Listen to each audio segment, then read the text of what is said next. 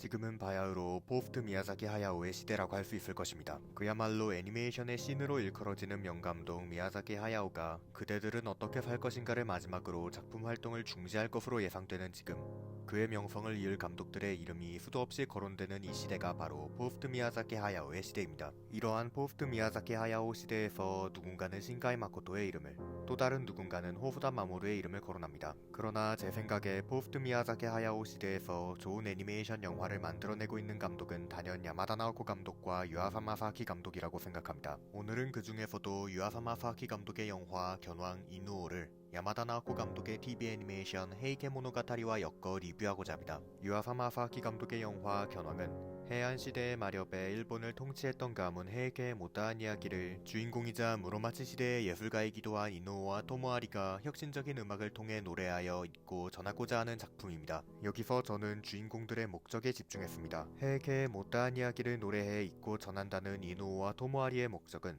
야마다 나오코 감독의 TV 애니메이션 헤이케 모노가타리와 유사한 지점이 있습니다.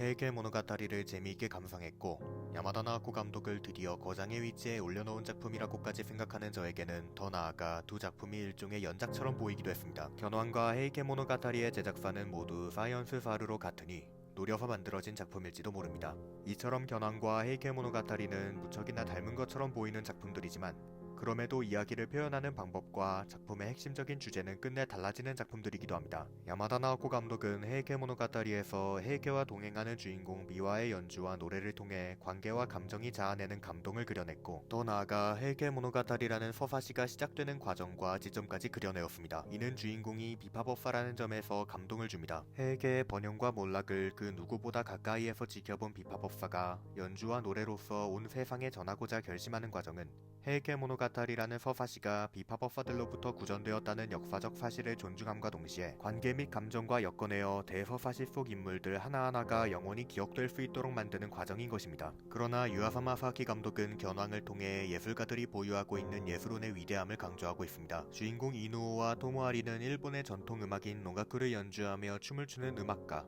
즉 예술가들입니다. 이들은 헤이케의 혼령들이 남긴 이야기를 대신 노래하기로 결심하면서 지금까지 보고 들어본 적 없었던 혁신적인 음악을 선보이고 자신들의 예술혼을 폭발시킵니다. 그러나 그들의 여정은 결국 끝이 나고 맙니다. 권력 강화를 위해 쇼군은 헤이케 모노가타리의 정본을 만들어 그것만을 연주하길 명했고 결국 극단 토모아리는 해체됩니다. 이 과정에서 이노우와 토모아리의 행방은 갈립니다. 이노우는 쇼군에게 머리를 숙이지만 토모아리는 끝까지 저항한 끝에 목을 잘리고 맙니다.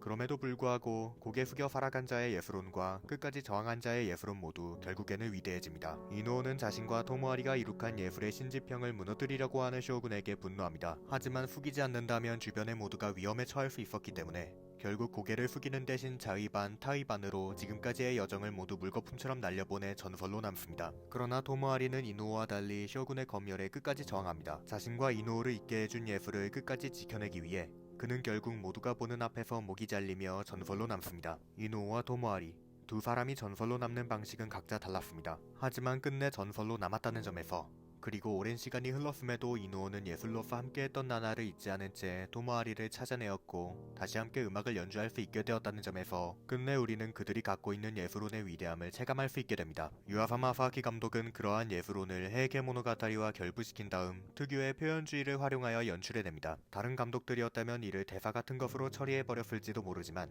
유아사 마사아키는 그런 감독이 아닙니다. 그렇게 만들어진 것이 바로 이노우와 토모아리가 선보이는 혁신적인 노가쿠 장면들입니다. 이는 대체적으로 영국의 유명 록밴드인 퀸을 오마주한 음악과 라이브 장면으로 표현되는데, 앞서 이야기했듯이 유아사 마사아키 감독은 표현주의적 연출을 활용하기 때문에 다양한 무대적 장치와 효과를 통한 표현 및 훌륭한 작화로서 그 음악과 라이브 장면을 연출해냈습니다. 그렇게 만들어진 화면은 정말 화려하고 정교하여 제작에 어려움을 겪었을 것 같지만 뛰어난 연출가이자 애니메이터인 유아사 마사아키 감독은 그 어려움을 딛고 해낼 수 있었습니다. 이제 결론을 지어보도록 하겠습니다. 유아사 마사아키 감독의 영화 견왕 이누오와 야마다 나오코 감독의 TV 애니메이션 헤이케 모노가타리는 비슷한 만큼 다른 작품들이지만 두 작품들 중 한 작품을 따로 떼어 생각하기에는 어려운 작품들이라고 생각합니다. 우선 헤이케의 이야기를 노래해 잊고 전한다는 점에서는 역시 야마다 나오코 감독의 헤이케 모노가타리가 각본적, 연출적으로 더 대단했다고 생각합니다. 하지만 유아사 마사아키 감독의 견왕 이노우는 애초에 헤이케 이야기와 크게 연관되어 있는 것 같지 않습니다. 이는 예술혼을 노래하기 위해 헤이케 이야기를 활용했을 뿐이기 때문이고,